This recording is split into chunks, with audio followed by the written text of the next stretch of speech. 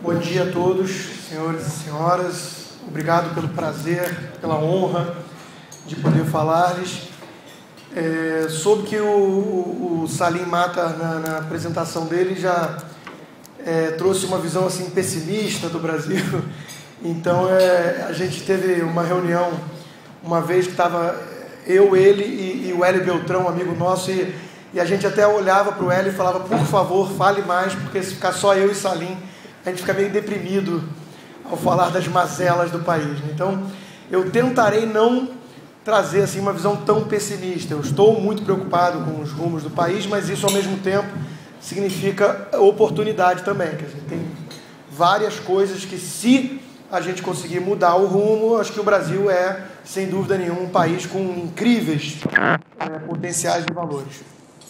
Antes de entrar, propriamente dito, no cenário econômico, internacional e nacional, eu vou tentar dar uma rápida resumida do que foi a minha apresentação ontem no evento do Fórum Liberdade e Democracia, do IFL, que até tem um pouco a ver, é uma visão preliminar, anterior a porque eu acho que o nosso modelo aqui econômico está na rota errada. E o tema da minha palestra ontem foi justamente qual é a função do Estado, qual o papel que cabe ao Estado. E o que eu tentei falar ontem, de forma bem sucinta, hoje, resumindo, é que o Estado, para a gente falar da função do Estado, a gente tem que voltar em suas origens. E algumas visões divergentes aí, uma delas é a escola que encara o Estado na sua formação como sempre algo de conquista militar, uso de força física, e depois acaba instaurando, então, um modelo que as pessoas se acostumam, se acomodam e tudo mais. Essa é a visão de um sociólogo, Franz Oppenheimer, que via sempre o Estado como esse uso de força, de coerção, e endossada por pensadores como David Hume, como o próprio Nietzsche e tantos outros. Essa visão, para mim, ela é útil só para a gente lembrar que o que significa Estado numa sociedade é exatamente o monopólio das leis, o monopólio do uso da força num determinado território.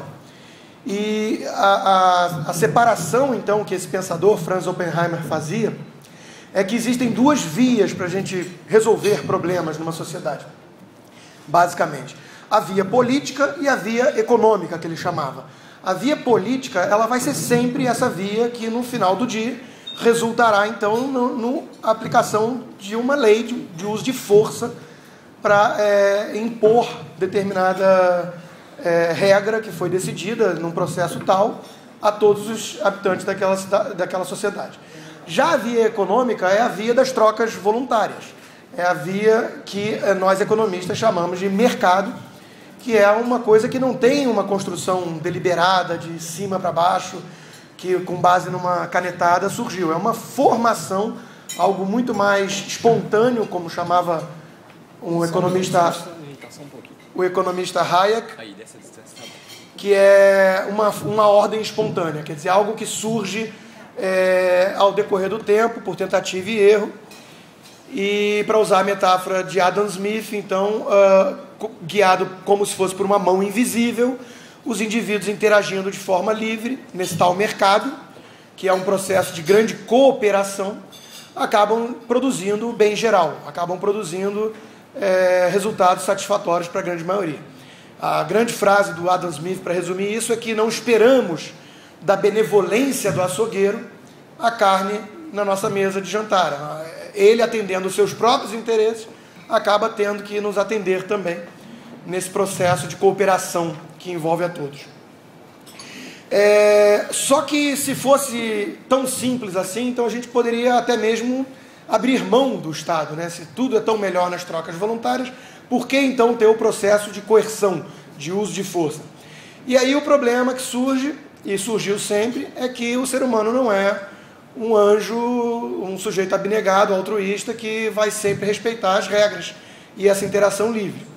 Então vem uma outra vertente filosófica que defende o Estado e seu surgimento como uma espécie de pacto social.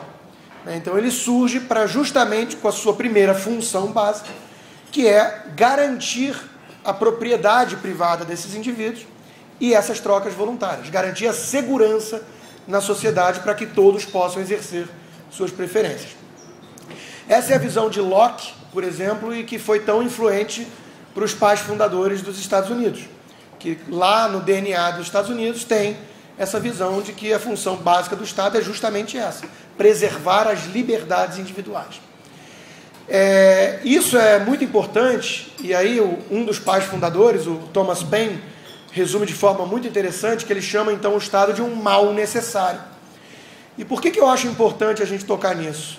Justamente porque, na minha visão, ao decorrer do tempo, essa mentalidade de que o Estado então nada mais é do que um mal necessário, nós toleramos, nós aceitamos a necessidade de sua existência porque ela é útil para preservar a própria liberdade e paz e ordem na sociedade, nós saímos dessa visão e partimos para uma visão diametralmente oposta, que passa a encarar o Estado como a locomotiva do progresso, como a locomotiva da justiça social, e então ele deixa de ser uma entidade que tenta impedir o inferno na vida aqui em sociedade, e passa a ser, então, um instrumento de trazer o paraíso para a sociedade. Quando a gente sai dessa visão e vai para outra, na minha opinião, a gente abriu aí os portões do verdadeiro inferno. O grande problema começa quando a gente encara o Estado como esse instrumento de fazer maravilhas, porque a gente esquece que ele, no final do dia, é composto por indivíduos, seres humanos, tão imperfeitos quanto os demais, e que, com a concentração de poder e um mecanismo inadequado de incentivos, acaba produzindo resultados muito piores do que aquele que teríamos com um Estado bem menor. Essa visão de Estado como concentrador de poder que leva a resultados insatisfatórios, ela é muito bem capturada pelo pensador Lord Acton, que teve aquela famosa frase que o poder corrompe, e o poder absoluto corrompe absolutamente. Muitas pessoas, muitos economistas até, falam sempre das falhas de mercado. Nesse processo de trocas voluntárias que eu estava falando anteriormente, obviamente ele não é perfeito, até porque envolve seres humanos imperfeitos, que vão sempre cometer erros. Só que a grande falha lógica que eu vejo aí é o non-sector, quer dizer, você parte de uma premissa verdadeira, o mercado é imperfeito, e conclui algo que não se deriva disso, que as intervenções do Estado vão sempre melhorar e consertar essas falhas. Muitas vezes, ou eu diria até quase sempre, será o contrário. Você vai ter um excesso de intervenção do Estado com esses mecanismos inadequados de incentivo, que vão deturpar ainda mais as falhas de mercado e gerar resultados não desejados, muitas vezes não antecipados pelos próprios intervencionistas. E veja bem, eu estou partindo aqui de uma premissa um tanto otimista, ou até ingênua, de que há sempre a boa intenção do lado de lá. Eu nem vou precisar entrar na esfera de que pode haver a conquista do processo político e a tomada do Estado por um grupo mal intencionado. Nós vamos continuar partindo da premissa de que são pessoas bem intencionadas. E mesmo assim, eles não vão ser capazes de consertar essas tais falhas de mercado. Você entende isso muito bem quando você fala sobre esse mecanismo de incentivos, que é basicamente o tema do meu último livro, Privatize Já, que é obviamente uma defesa bem veemente da privatização de muitas esferas hoje sob o controle do Estado. Porque o que acontece? Você tem alguns incentivos no funcionamento do livre mercado que são muito importantes para a eficiência. Primeiro deles, resumido por aquela máxima velha de que o olho do dono é que engorda o boi. Quer dizer, quando você tem o escrutínio dos acionistas, dos proprietários daqueles recursos que estão em risco, sendo empreendidos em alguma missão empresarial, você tem essa preocupação total com o uso desses recursos. O economista prêmio Nobel Milton Friedman resumiu isso com uma analogia de 4 formas de gasto. A primeira forma de gasto é gastar o nosso dinheiro com nós mesmos. Quando você vai no mercado, quando você vai numa loja, é isso que você está fazendo. Você está pegando o seu dinheiro e usando para você. Você tem o custo e você tem o benefício. Você está preocupado totalmente com o que você vai extrair daquilo e quanto custa aquilo. A segunda forma de gasto é você usar o seu dinheiro para comprar coisa para terceiros, um presente numa loja. você já se preocupa muito mais com o custo do que com o benefício, né? Até se for uma pessoa distante que vai receber um presente. Ele, se não gostar, que troque a camisa ou que faça outro uso com o presente. As outras duas formas são as piores, justamente por causa do incentivo inadequado, implícito, que é você usar o dinheiro de terceiros com terceiros. Você não liga muito para o custo, não é você que está pagando, é o dinheiro da viúva. E também quem vai usar aquilo não é você, então se for mal aplicado não é um problema seu. E a quarta e última forma, que é a pior de todas sem dúvida, que é você gastar o dinheiro de terceiros com você mesmo. Aí você tem a garantia de uma verdadeira orgia de gastança, sem nenhuma preocupação com o custo e com total preocupação no benefício. Não é à toa que a gente escuta escândalos constantes de apartamentos em Brasília usados para entulho, festas pagas com recurso público milionárias. Agora mesmo, essa semana, teve um escândalo de uso de verba para combustível em Brasília, que daria para dar a volta na terra. Quer dizer, você começa a ver esse tipo de abuso constante e tem tudo a ver com esse mecanismo inadequado de incentivo. São pessoas que não estão usando o seu próprio recurso e estão se beneficiando disso. O segundo grande pilar importante desse processo do livre mercado é que, obviamente, você tem a concorrência, né? E a gente sabe que a concorrência faz milagres muitas vezes. Ninguém gosta muito de concorrer, competir, né? Se todos nós aqui pudéssemos, nas suas respectivas áreas, impedir a concorrência, isso seria maravilhoso. Eu gostaria que só eu fosse o economista palestrante no Brasil, ia ser uma maravilha. Mas a gente tem que competir com os outros e a gente sabe que isso força constantemente a busca por excelência. Você precisa atender melhor o cliente, você precisa tratar melhor os seus funcionários, porque se você não o fizer, outro o fará e aí você vai à bancarrota.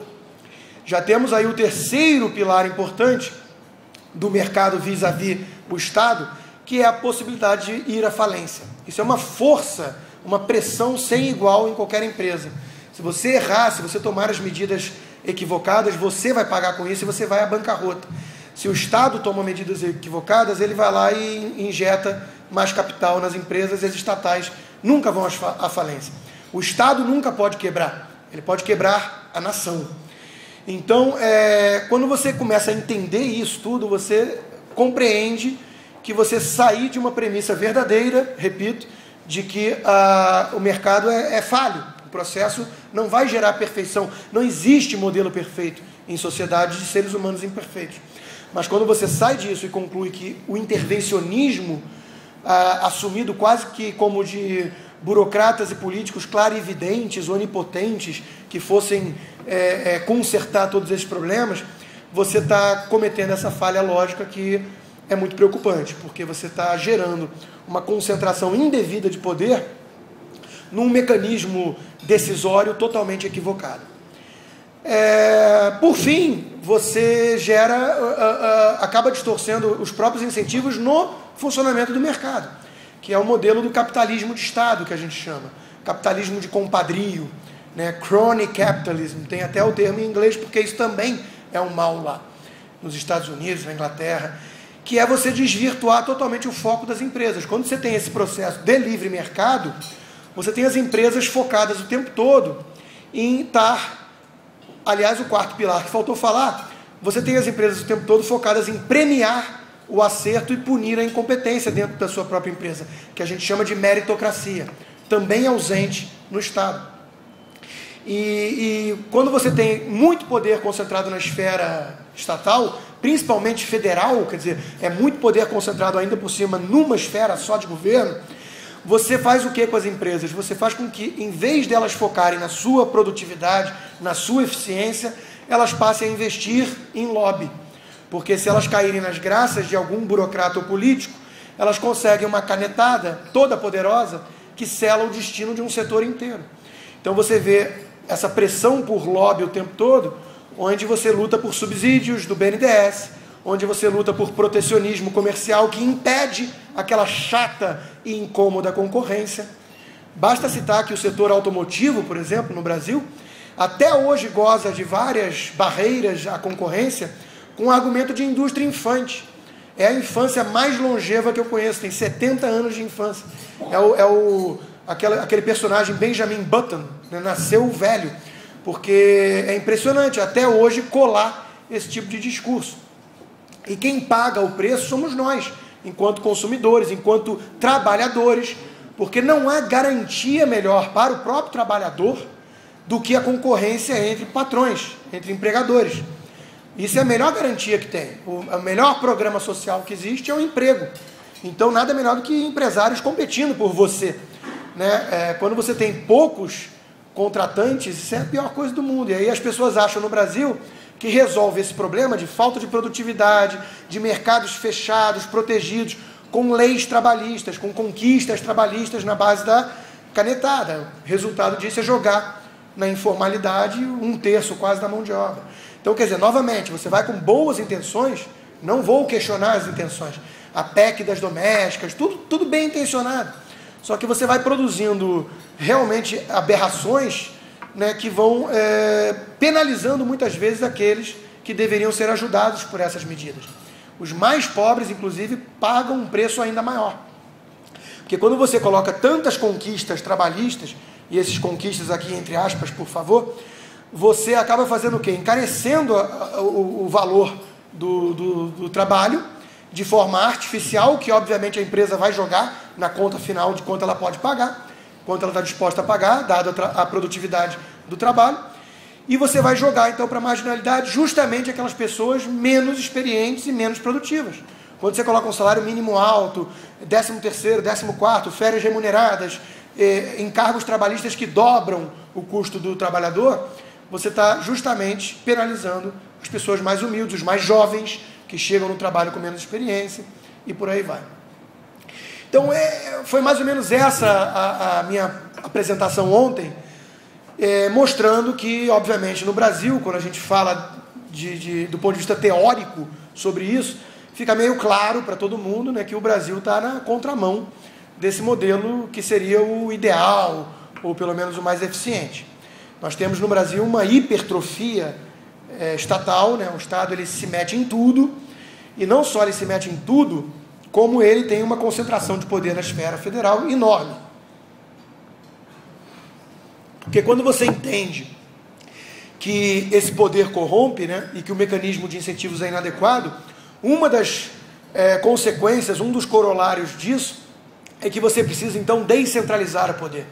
Os Estados Unidos eles nasceram na base do federalismo, do princípio de subsidiariedade, que é um nome feio, mas importante. Tudo aquilo que puder ser feito na esfera individual e familiar, que assim seja.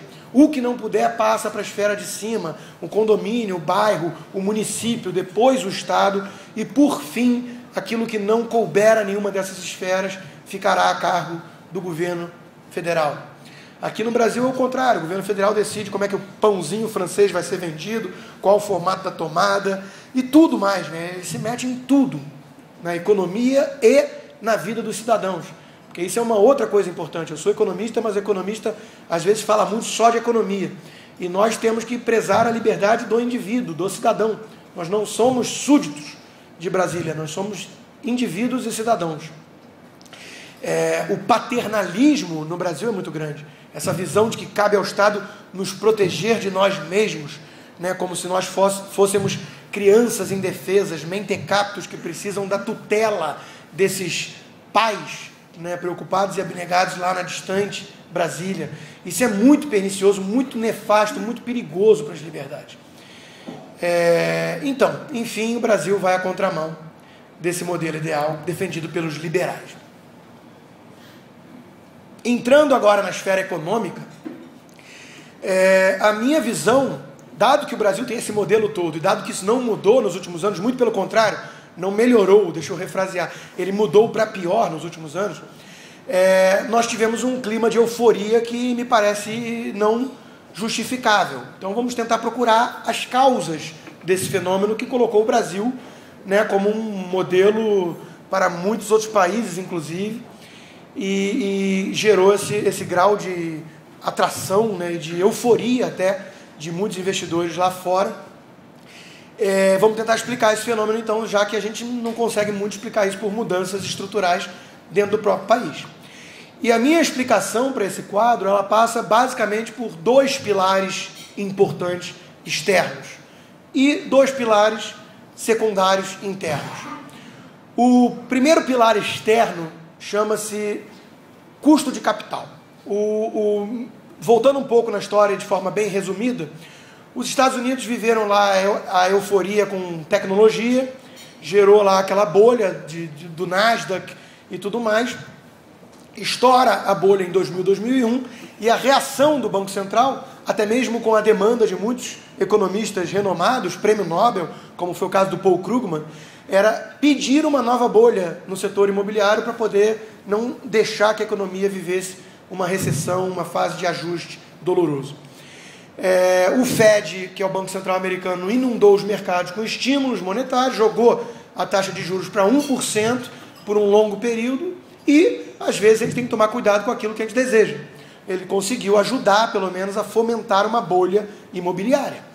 E não sem a ajuda de Washington, tá? Muitas pessoas culpam o mercado pela crise e esquecem que a Casa Branca, por exemplo, estava induzindo duas grandes empresas que são paraestatais, são empresas que gozam de regalias concedidas pelo governo, que é a Fannie Mae e a Freddie Mac, no setor hipotecário, e essas empresas, então, estenderam o crédito imobiliário para categorias de baixa renda por pressão do governo, algo análogo à Minha Casa Minha Vida. E essas empresas, inclusive, falam que faltou regulação, que o problema foi de regulamentação do setor. Essas duas empresas contavam com um órgão, OFHEO, a sigla, cuja única missão, se você entrar no site, é proteger e cuidar da saúde financeira dessas duas empresas. É a única missão. Tinha lá centenas de burocratas responsáveis por isso. Essas empresas eram as mais alavancadas no setor. Elas tinham 50 vezes $50 emprestado para cada $1 de patrimônio. Era muito acima da alavancagem das próprias empresas no setor privado. O epicentro da crise de 2008 foi num setor super regulado, setor de seguro, por exemplo, com a AIG, e o próprio setor de bancos. Mas, enfim, você gerou, então, uma nova bolha imobiliária que estourou em 2008, como nós sabemos. A reação do governo e de muitos economistas foi insistir no erro. Quando você tem apenas um martelo, tudo parece prego. Então, a demanda foi por mais estímulos monetários agressivos, mais rodada de dinheiro barato para todo mundo, e assim foi feito. Então, o primeiro grande pilar da historinha da euforia com o Brasil nos últimos anos passa pela crise em 2008, e aí afetou a Europa e o Japão, que já vinha mal, e todos esses bancos centrais fizeram o mesmo tipo de rodadas agressivas de estímulos. Por que isso é importante? Porque isso jogou o custo de capital no mundo para patamares negativos quando você desconta a inflação. Isso faz com que o dinheiro na mão dos investidores parrudos do mundo inteiro, fundos de pensão e tudo mais, começasse a arder na mão deles. Você olha em volta, você não descobre nenhuma alternativa atraente de investimento para você alocar o seu recurso, o seu capital. Isso faz com que você comece a relaxar o seu critério, seu rigor analítico, na hora de escolher os ativos. Então você começa a olhar com mais benevolência para países que sequer entrariam no seu radar outrora. Só para dar um exemplo quantitativo disso, você teve Haiti conseguindo emitir título de 10 anos, pagando 7% em dólar. 7% em dólar é um nível que empresas médias e grandes nos Estados Unidos captavam em condições normais de temperatura e pressão. Você imaginar que o Haiti consegue emitir título de 10 anos pagando isso, realmente alguma coisa muito errada aconteceu com o mundo. E isso é muito importante para explicar a história brasileira, porque houve aquilo que o próprio governo chamou de tsunami monetário. Os investidores do mundo inteiro olharam para o Brasil eufóricos e querendo acreditar na nossa história e aportando aqui bilhões e bilhões de dólares, porque eles não tinham alternativa em seus quintais. O segundo pilar importante da nossa história é a China. A China, um colosso com 1 bilhão e 300 milhões de habitantes, vinha de uma época de comunismo que destroçou o país, e de repente vem um sujeito chamado Deng Xiaoping, que com uma visão muito mais pragmática, resumida na famosa frase, não importa a cor do gato, desde que ele pegue o rato, vai lá e começa a aplicar reformas que dão mais autonomia para o funcionamento do mercado. Quando você faz isso, você dá um choque de produtividade no país, que eu chamo de revolução industrial tardia. A China acordou, de repente, para o mundo global, teve uma migração da ordem de 20 a 22 milhões de habitantes por ano do meio rural para o meio urbano. Quando você tira um sujeito do campo, quase numa agricultura de subsistência com uma pá e uma enxada, e coloca esse sujeito diante de uma fábrica moderna, de uma máquina de tear, você tem um choque de produtividade fantástico. Então a China veio crescendo a taxas de 2 dígitos por longo período, e isso é fundamental para a história brasileira por 2 motivos básicos. Primeiro, esse crescimento voraz da China fez com que ela tivesse uma demanda insaciável por recursos naturais que ela não tem, que por obra do destino o Brasil tem de sobra, minério de ferro, soja e tudo mais.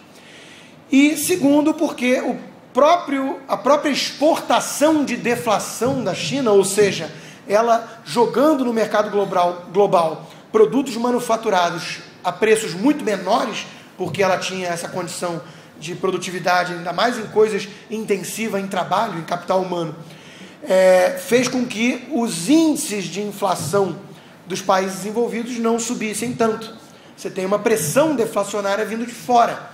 E isso foi importante para que esses bancos centrais, com esse instrumento que eles usam como termômetro, não acusassem o golpe das suas rodadas agressivas de estímulo monetário, que normalmente são inflacionárias, e aí eles puderam manter por mais tempo esses estímulos monetários, porque tinha a inflação sendo contida, do outro lado, pelo fenômeno China. Então, esses 2 pilares internacionais explicam o grosso da história brasileira, que eu passei a falar que é mais ou menos análogo a uma cigarra que ganhou na loteria. E por que isso? Porque vem de fora, é um presente, é um maná, que aliás tem duração limitada, não dá para manter para sempre um custo de capital negativo, isso gera consequências muito ruins de alocação de recursos que vai gerar um problema sério à frente. E por outro lado, a China também acaba esbarrando num esgotamento de seu modelo, calcado em investimentos muito pesados, da ordem de 40% do PIB, que começa também a ter má alocação do lado de lá. Você tem incentivos inadequados até mesmo do governo, que começa a construir coisa demais, ponte ligando lugar algum, shopping center magnífico, vazio, e gerou até o fenômeno das famosas cidades fantasmas. Você vai em alguns lugares na China, você tem cidades inteiras construídas sem um habitante. Então esse modelo parece também insustentável.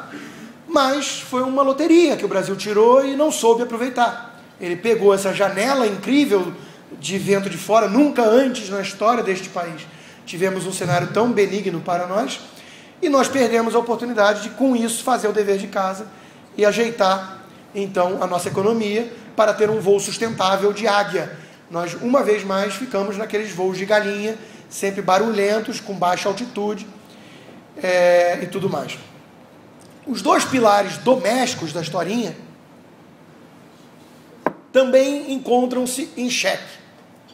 O primeiro deles, a despeito de toda crítica eleitoreira e ataque partidário de que houve uma herança maldita do governo anterior, e com toda a crítica que eu mesmo faria à era FHC, é fato notório que a herança foi uma herança benigna, porque pelo menos em 3 pilares importantes, reformas foram feitas.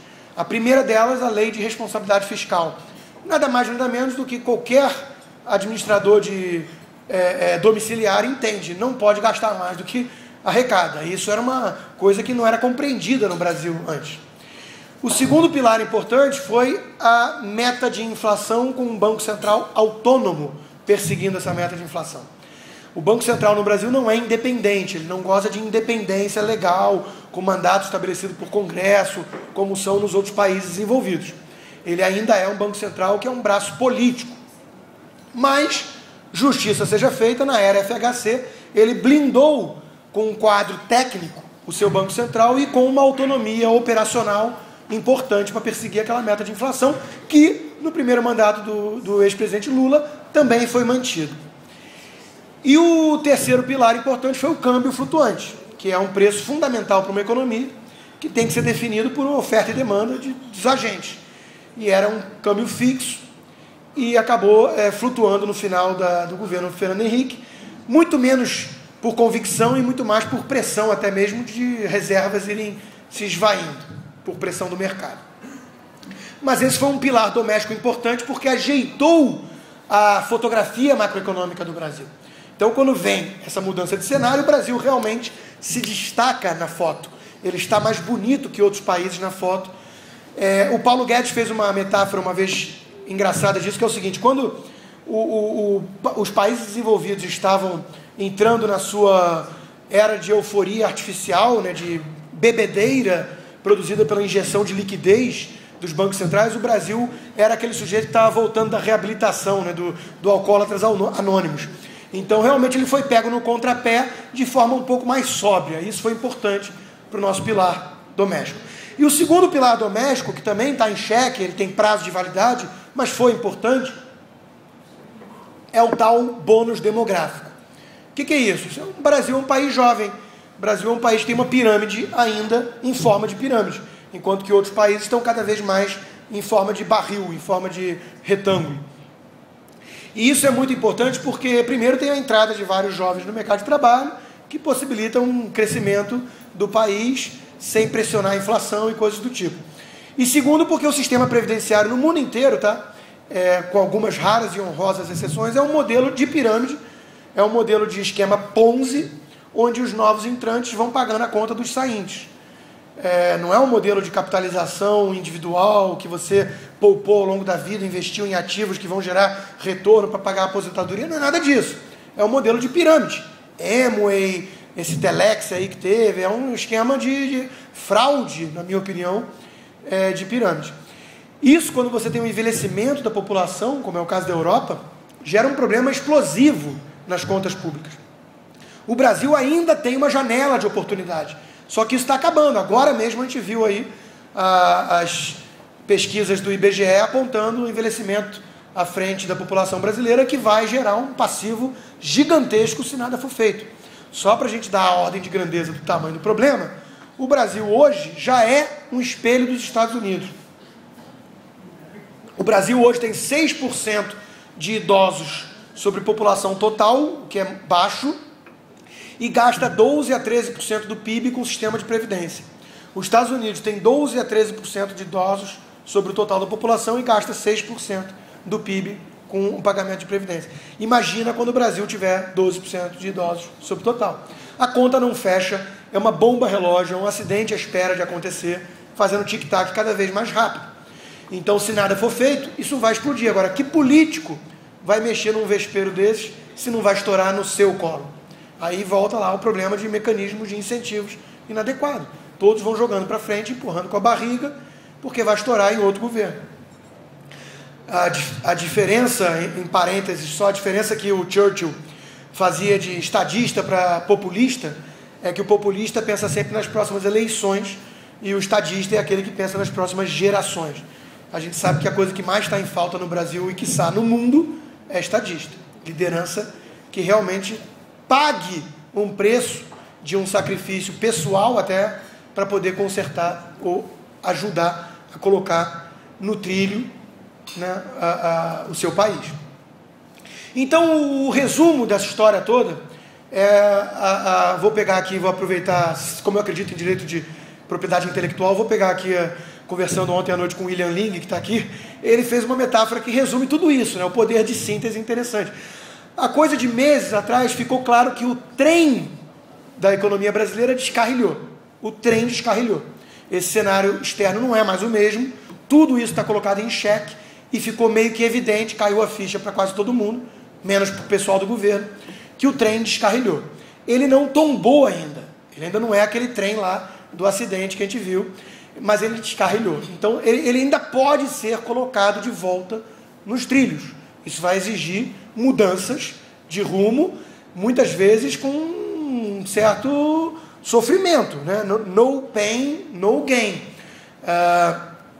A metáfora que alguns economistas usam para essa injeção de liquidez e tudo mais, é interessante trazer à tona aqui, porque é o seguinte, é análogo a você estar numa festa onde tem alguém te servindo bebida grátis há horas e horas. É óbvio que você fica eufórico, é óbvio que você começa a relaxar o seu critério de julgamento de ativos. Só que o problema é que a gente sabe também que a ressaca é inevitável. E não só inevitável, a ressaca é necessária. A ressaca, ela é o mecanismo de expurgar do organismo os excessos. Então ela é fundamental para a saúde do organismo. Quando você quer postergar ad infinitum a ressaca, o que você consegue é uma cirrose hepática. Então o meu medo é que nós estamos em falta de estadistas que estejam dispostos a, primeiro, reconhecer corretamente o diagnóstico da coisa. Segundo, tomar as medidas dolorosas, porém necessárias, que terão um custo de curto prazo. É uma visão míope. É sempre uma visão míope de quem não está preocupado muito com onde isso vai levar, desde que eu vença as próximas eleições. E para finalizar e abrir para perguntas, que eu acho que é a parte mais interessante, eu só faria a seguinte provocação para meio que corroborar com o que foi dito até aqui. Alguém me aponte uma, ou duas, ou três reformas estruturais feitas nos últimos 10 anos nesse país. Ninguém é capaz de apontar grandes reformas estruturais. Trabalhista, continuamos com um modelo anacrônico, com leis trabalhistas datadas da era fascista de Vargas, inspirada na Carta del Lavoro de Mussolini e por aí vai. Tributária, bom, nem preciso falar, os senhores sabem melhor que eu, vivemos naquilo que o Paulo Rabelo de Castro chama de manicômio tributário. Não só temos uma carga escandinava para serviços africanos, como temos uma complexidade tributária que levamos 2.600 horas por ano para pagar tributos e impostos. Tamanha a complexidade que é. Previdenciária, acabei de falar, ninguém mexe nesse troço, está lá esgotando o bônus demográfico e jogando o passivo para frente.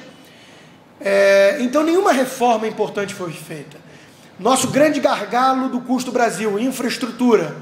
Houve alguma grande mudança, algum choque incrível? Não. Nossos portos são caóticos, nossos aeroportos viraram verdadeiras rodoviárias, nossas estradas são queijos suíços de tantos buracos. Então nós não temos grandes reformas estruturais que justificassem um crescimento da produtividade no Brasil. Aliás, medir produtividade é um desafio para economistas, mas nós tentamos. E temos lá nossas métricas. A produtividade nos últimos 10 anos simplesmente não aumentou. Aumentou uma taxa de 0 alguma coisa por ano. Não houve crescimento. Não é que os nossos funcionários passaram de repente a falar inglês e os serviços deslancharam porque melhorou o atendimento, porque a infraestrutura melhorou ou porque estão mexendo em máquinas complexas da Alemanha. Não aconteceu nada disso. Então houve um enriquecimento, um clima de euforia no país que simplesmente não encontra respaldo nos fundamentos econômicos. Isso é muito preocupante.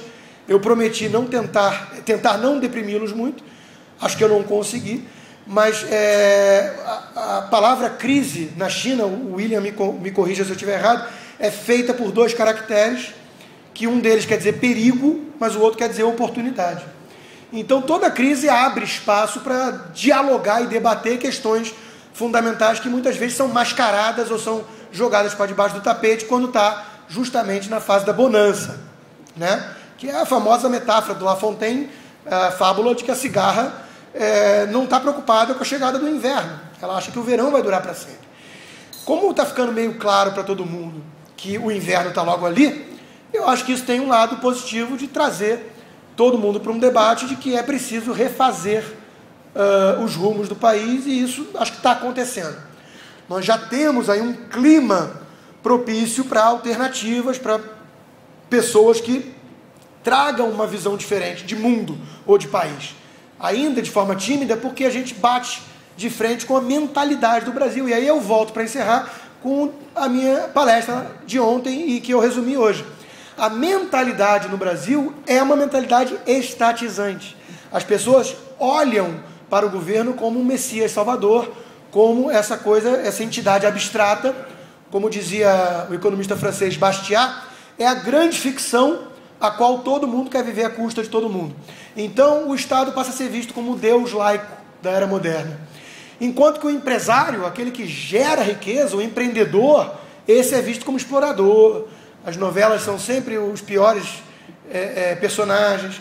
Então, ainda há essa mentalidade que o sucesso é um pecado, que é uma ofensa, como dizia Tom Jobim.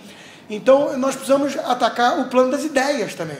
Enquanto não ficar claro para o grosso das elites, pelo menos, veja bem, dos formadores de opinião. O que eu estou falando não é mentalidade no andar de baixo, do povão. É no andar de cima. As elites no Brasil desconfiam do processo caótico de funcionamento do mercado e do processo do lucro como força motora e como incentivo, porque eles querem a boa intenção, eles são românticos, ou eles acreditam no Estado como esse ente que vai, por decreto, né, trazer prosperidade para a nação. Não vai. Então é preciso bater e muito no campo das ideias. Por isso eu admiro e valorizo tanto empresários com essa consciência, como o William Link, como o Salim Matta, que investem em ideias. Porque sem isso nós vamos sempre ficar com um mapa errado. E quando você erra no diagnóstico, não tem como você acertar na receita. Então é preciso trazer mais empresários para essa visão de que, em vez de ajudar, faz parte do jogo, ajudar um partido ou outro, focar ali no curto prazo, tentar proteger o seu negócio dentro daquele cenário hostil, né, um ambiente hostil ao empreendedorismo no Brasil, mas é preciso também ter uma visão de mais longo prazo e investir e apostar nas boas ideias. Sem isso, nós não vamos conseguir até mesmo produzir um estadista que faça as mudanças. Margaret Thatcher conseguiu mudar a Inglaterra, e a Inglaterra vinha num processo de declínio socialista, né, com máfias sindicais tomando conta do país, inflação de 2 dígitos, quase de 20% ao ano. Era um país que estava numa crise braba. E Margaret Thatcher conseguiu reverter esse quadro e colocar a Inglaterra uma vez mais como a locomotiva da Europa. Isso se deveu à figura de estadista e coragem dela, e ao mesmo tempo de institutos, como o Institute of Economic Affairs, criado em 1955 por um empresário, que foram plantando as sementes que permitiram com que a visão de mundo de Thatcher e suas privatizações e tudo mais fossem minimamente aceitas pela sociedade. Ela não estava falando marciano com os ingleses, né? No Brasil hoje, se você fala em privatizar a Petrobras, você atrai olhares críticos e inquisidores em praça pública maiores do que se você falar qualquer outra coisa, né, imoral aí. Então, nós precisamos mudar isso, nós precisamos reverter os valores e a visão de mundo do brasileiro, que ainda deposita no Estado muita esperança e que olha os empresários, os indivíduos criadores de riqueza e prosperidade com extrema desconfiança. Obrigado e vamos abrir para perguntas.